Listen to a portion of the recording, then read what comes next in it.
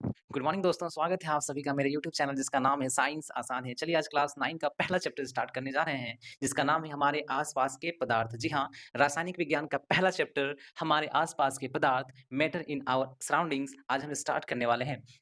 तो जैसा कि चैप्टर का नाम है हमारे आसपास के पदार्थ, तो इस चैप्टर का नाम हमारे आसपास का पदार्थ है। हमें अपने आसपास के पदार्थ के बारे में क्यों पढ़ना है? आखिरकार सवाल पैदा होता है कि हमें अपने आसपास के पदार्थों के बारे में क्यों पढ़ना है? हम अपने आस-पास के पदार्थ के बारे में पढ़ेंगे, उनके बारे में ज्ञान रखेंगे, उनके बारे में नॉलेज रखेंगे, तभी तो हम उसका आगे चल के कोई इस्तेमाल कर सकते हैं। जैसे कि हमारे पास जल है, अगर ये जल कैसे बना है? क्या इस जल के रूप को हम चेंज कर सकते हैं? ये हमें ज्ञान होगा, तो इसका हम एक बेहतरीन तरीके से आगे उपयोग कर सकते हैं। जल से हम बर्फ बना सकते हैं और बर्फ का इस्तेमाल बहुत सारी चीज़ों में किया जा सकता है। जैसे कि हम लोग देखते हैं, जो मछली मार्केट होता है, वहाँ पे मछली का जो बॉक्स होता है, उसमें बर्फ दिया हुआ रहता है। क्यों? ताकि वो मछली को खराब होने से बचा सके। तो मछली को खराब होने से बचाने के लिए हम लोग क्या करते हैं, जल को बर्फ बना के रखा जाता है।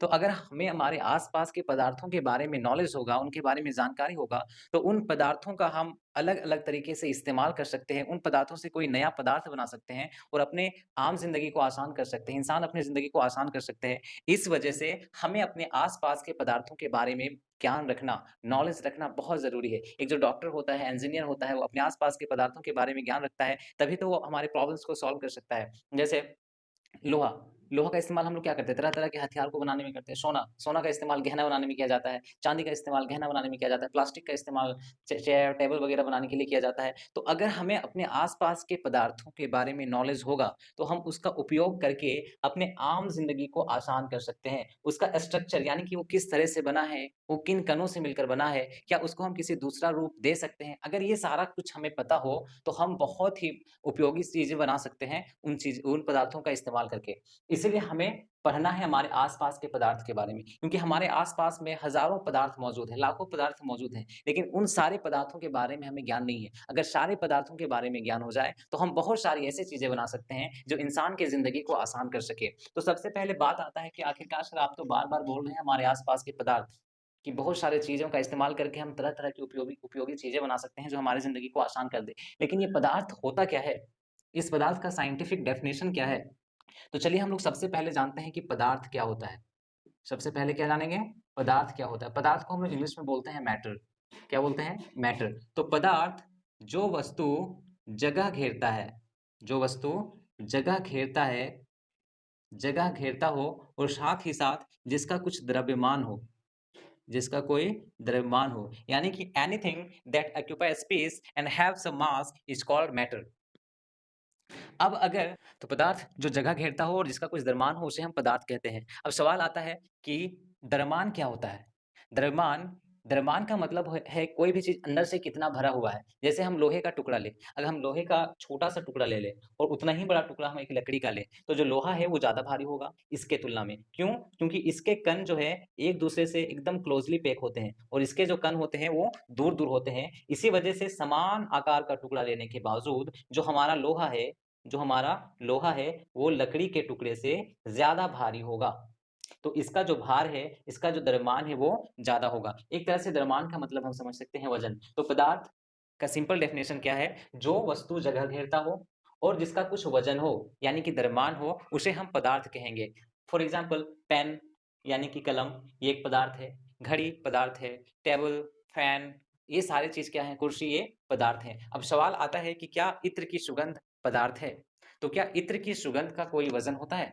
नहीं होता। क्या इत्र की सुगंध कोई जगह घेरता है? जी नहीं। यानी कि इत्र की सुगंध एक पदार्थ नहीं है, वो एक फीलिंग है, वो एक एहसास है। इत्र की सुगंध को हम सिर्फ़ महसूस कर सकते हैं। उसको हम ना ही छू सकते हैं, ना ही उसको वज़न कर सकते हैं, ना ही उसका वज़न बता सकते हैं, ना ही वो कितना जगह घेर रहा है, ये बता सकते हैं। अब सवाल आता है क्या हवा एक पदार्थ है? जी हाँ दोस्तों, हवा एक पदार्थ है, क्योंकि जब हवा को हम बलून में भरते हैं, तो उसका कुछ न कुछ वेट निकलता है। इस वज़ह से हम कहेंगे कि हाँ, हवा हमारा पदार्थ है। अब कुछ एनसीईआरटी में सवाल पूछे जाते हैं कि क्या स्नेह एक पदार्थ है? स्नेह मतलब होता है प्यार। क्या प्यार एक पदार्थ है? क्या दर्द एक पदार्थ है? क्या घृणा एक पदार्थ है? तो ये सारे एक फीलिंग्स हैं। घृणा, घृणा का मतलब किसी से एक तरह से हम कह सकते हैं नफ़रत।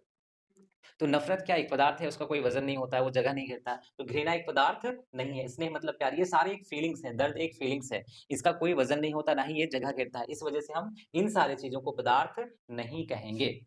तो पदार्थ का कॉन्सेप्ट क्लियर हो चुका है। तो सबसे पहले हम पढ़ चुके हैं अभी तक कि इस चैप्टर को हम क्यों पढ़ रहे हैं, हमारे आस-पास के पदार्थ को हम क्यों पढ़ रहे हैं। साथ ही साथ हम डेफिनेशन जाने कि पदार्थ का डेफिनेशन क्या होता है। वह सारी चीज़ जो जगह घेरता है और जिसका कुछ द्रव्यमान होता है, उसे हम पदार्थ कहते हैं। अब हम जानेंगे कि पदार्थ किन चीज़ों से मिलके बना होता है। पदार्थ किन चीज़ों से मिलके बना होता है। हमने क्लास 8 में पढ़ा था, जो मानव का शरीर होता है, जो सजीव का शरीर होता है, वो कोशिकाओं से मिलकर बना होता है। कोशिकाओं से मिलकर बना होता है। यानी जितने भी सजीव होते हैं, सबका शरीर कोशिकाओं से मिलकर बना होता है। सब एक-एक कोशिका से मिलकर बने होते हैं। जब बहुत सारे करोड़ों कोशिकाएँ आपस में मिलते हैं, तो एक शरीर का निर्माण होता है। इसी तरह ये जो पदार्थ हैं, ये पदार्थ तो निर्जीव हैं, लेकिन ये भी तो किसी चीज़ से मिलके बना होगा। आखिरकार ये चीज़ किन चीज़ों से मिलके बना है? ये पदार्थ किस चीज़ से मिलके बना है? तो दोस्तों, पदार्थ जो होते हैं, वो बहुत ही छोटे-छोटे कणों से मिलकर बने होते हैं। पदार्थ बहुत ही छोटे-छोटे कणों से मिलकर बना होता है और इस कण को हम कहते हैं परमाणु।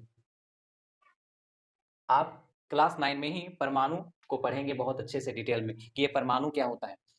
अभी फ़िलहाल हमें ये जानना है कि पदार्थ क्या होता है? पदार्थ जो चीज़ जगह घेरता है, जिसका कुछ वज़न होता है, उसे हम पदार्थ कहते हैं। पदार्थ किन चीज़ों से मिलकर बना होता है? पदार्थ छोटे-छोटे कणों से मिलकर बना होता है और इन कण को ही हम परमाणु कहते हैं। अब ये कण कितने छोटे होते हैं? ये कण बहुत छोटे होते हैं। इन कणों को हम अपनी खुली आँखों से नहीं देख सकते। इन कणों को देखने के लिए माइक्रोस्कोप का इस्तेमाल करना पड़ेगा। अब आगे हम पढ़ने वाले हैं, ये जो हमारे नेक्स्ट लेक्चर में वो टॉपिक हम कवर करेंगे। लेकिन जो भी मैं पढ़ाऊँगा उसे डिस्क्रिप्शन बॉक्स में पीडीएफ के रूप में दे दूँगा, आप वहाँ से डाउनलोड करके नोट्स बना लें। Thank you.